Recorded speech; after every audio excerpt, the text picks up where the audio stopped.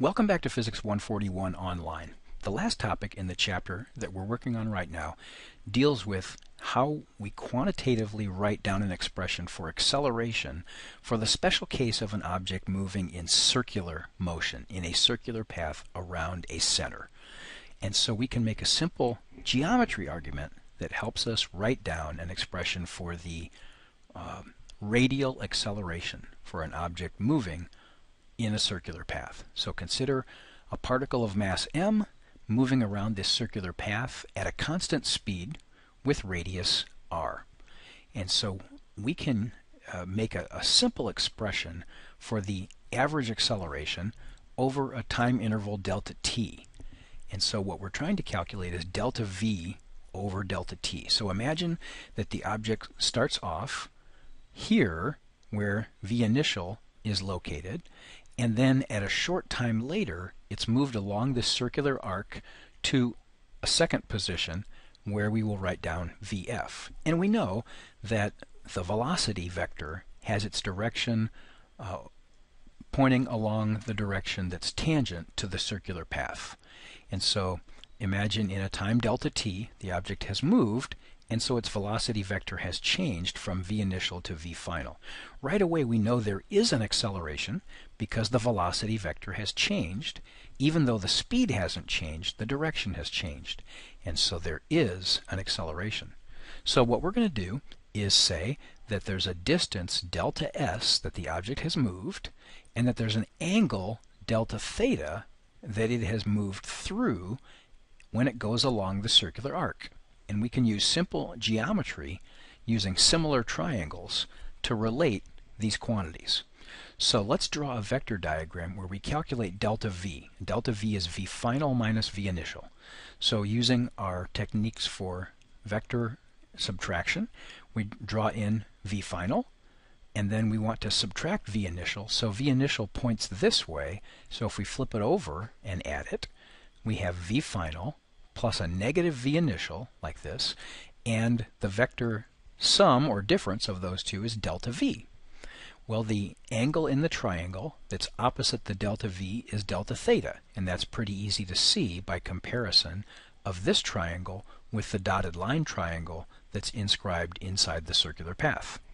So those triangles are similar, and the magnitude v final and v initial, if the object is moving with a constant speed, the magnitudes of those two vectors are the same. So we'll just call the magnitude of v final and the magnitude of v initial, we'll call it v.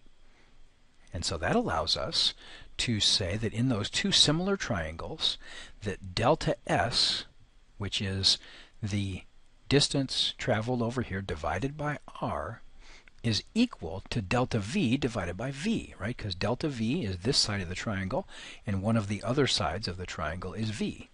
And as long as that angle delta theta is the same in both triangles, then this is a consequence of the properties of similar triangles. So we'll use that in a couple of steps in order to calculate the quantity delta v divided by delta t. Okay, so we start with that. Let's solve for delta v by itself. And that's easy enough if we just multiply both sides by v. And now let's divide both sides by delta t. And delta t is just the time it took for the object to move from the initial to the final position. So now we have delta v over delta t is v over r times delta s over delta t. And delta v over delta t is the average acceleration, but if we want the instantaneous acceleration, we would take the limiting case where delta t gets really small. So in other words, on the original diagram of the circular path, if the 2 points were very close to each other, then we would be looking at the change in v when the object moves only through a very short interval of time. So if we take the limit of both sides of this equation, the limit as delta t goes to 0 on the left-hand side is equal to v over r times the limit as limit of delta s over delta t as delta t goes to 0. And the right-hand side, this limit of delta s over delta t as delta t gets small is just the definition of the instantaneous velocity. So that's just v. And so now on the right-hand side we have v squared over r. The left-hand side is exactly what we're looking for, the radial acceleration. And it's important to see, and we can see this let me just go back for a moment to the previous slide. We can see that the direction, if the acceleration is delta v over delta t, then the direction of the acceleration is in the direction of delta v, and here that points toward the center of the circle. And so if we want to know that acceleration, we know the magnitude is v squared over r, and the direction is toward the center of the circle. Another word that's sometimes used to describe this acceleration is the centripetal acceleration, and that just means center seeking. So the acceleration vector is always directed toward the center of the circle. So there's one other kind of acceleration we could consider. Thus far, we have been talking about circular motion for an object where the speed stays the same. So the magnitude of the velocity vector stays the same, and if that's the case, then the only acceleration is this radial acceleration. But if the object is speeding up or slowing down, so that the magnitude of the velocity is changing, then there is also what's called a tangential acceleration along the tangent direction, along the direction of the velocity vector, and that's nothing more than the time rate of change of the velocity magnitude, or the time rate of change of the speed. So there are two kinds of acceleration that we could have in the most general case.